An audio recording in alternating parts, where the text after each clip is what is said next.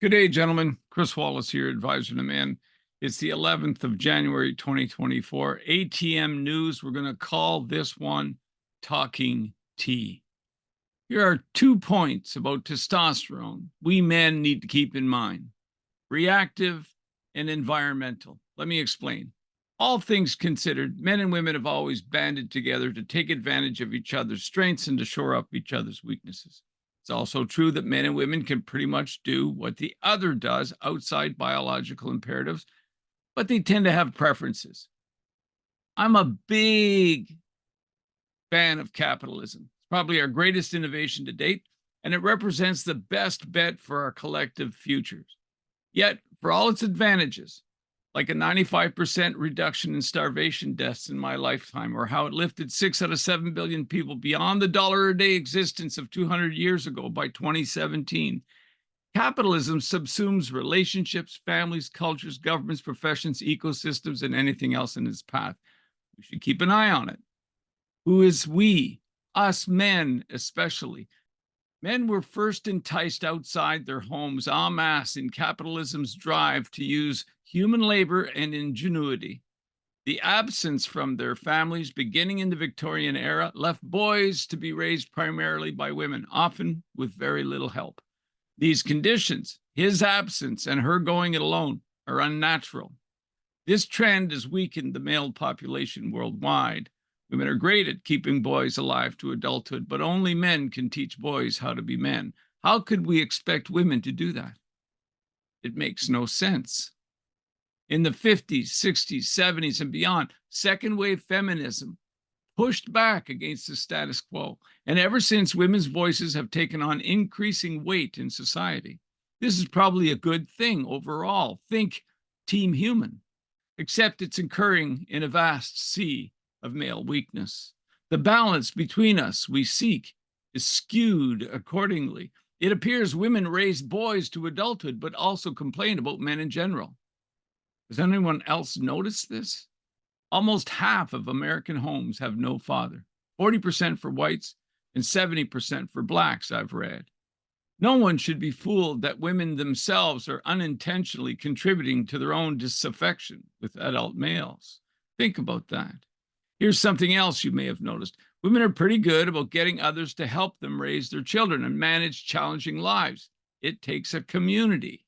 Makes sense. It's just that men are becoming more like women, and women are becoming more like men.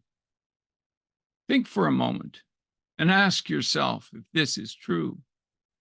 As we move along, inch by inch, convention by convention, women are required to act more like men, and men are being shaped into acting more like women.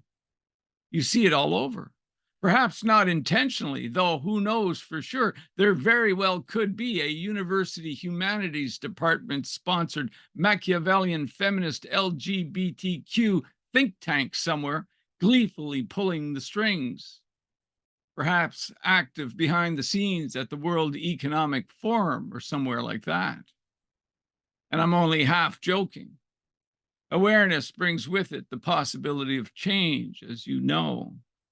There are a couple of well-meaning dame anthropologists who claim the idea that men were the hunters and women the gatherers in days of yore is a myth. Their recent article in Scientific American raised hoots and hollers from some of their counterparts. My view is no kidding. It's much ado about nothing. I kill our meat birds and watch the missus process them, for example. I've known plenty of women who learned how to hunt with their fathers. If push comes to shove and we have to put meat on the table, I can rely on missus to help me. But what is telling about the aforementioned hunter myth saga is a story about estrogen and testosterone. Testosterone is the most bioavailable hormone to women. Yet the authors say the estrogen receptors are something between 1.2 billion and 600 million years old, whereas the T receptor is half that age, in which case it might be more accurate to say that Adam derived from Eve's rib rather than the other way around. Again, I'm only half joking. The reason I tell you all this is because I want you to know Testosterone is reactive. Testosterone levels respond not just to age, but also to what you do. When I first studied sexology and behavioral sciences back in the 1980s, I'd been a dad for several years, and I remember being surprised to learn how a man's testosterone drops dramatically when he becomes a father. It's very disappointing to hear this. You're in the delivery room, the baby comes out, and you witnessed life itself arriving. Maybe even you got to cut the umbilical cord. Unbeknownst to you, your T levels are dropping dramatically in that very moment. It's likely the more domesticity your life takes on, the lower your T count. Just a few years ago, research emerged that the more a man helped with chores around the house, the less she found him sexy, and also the less sex he had. What? How do you feel about men becoming more like women now? That's right. The thing is, she wants it both ways. She wants a helper and a stud. Could you be both? Is that in your nature? Damn right it is. But don't bitch about her. It's your job to lead your family and relationship as the powerful defender of life. Never forget that. Men lead, women command. Now let's go the opposite way. Let's imagine if you were in a strip joint with other males surrounded by naked and half-naked women. What do you think happens to male testosterone in that case?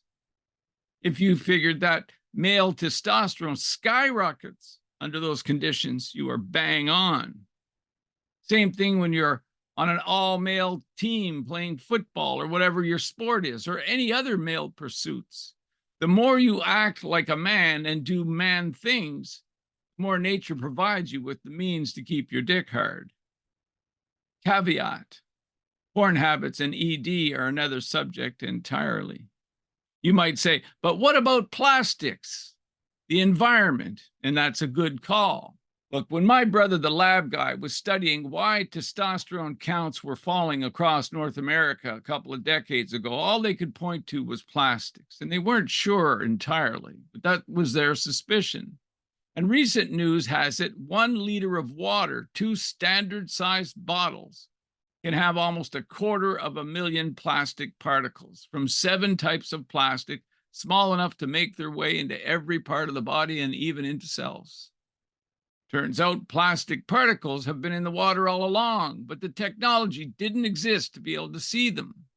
Not anymore. With advanced radon spectrology, these plastics deposit endocrine disrupting chemicals such as bisphenols, phthalates, flame retardants, per and polyfluorinated substances, or PFASs, and heavy metals into all areas of your body. I've used charcoal filtered tap water, and now it's well water because I'm out in the country.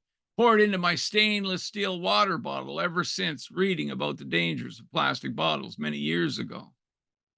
When my doc did a routine testosterone count on me a couple of years ago, I was still in the mid 600 range, despite being in my mid 60s. Coincidence? Maybe. Maybe not. So a few things to sum things up. Firstly, you are what you eat. You may have an address on your house or your apartment building, but the universal address of your existing is that body of yours. Take care of it. The standard American diet, the SAD, the SAD, is killing us. Don't be fooled. No one is coming to rescue you. You got to look after yourself. The powerful defender of life first defends his own body. Secondly, be aware that each visit into the feminine is just that, a visit. It does not have to mean a permanent shift in what it means to be male.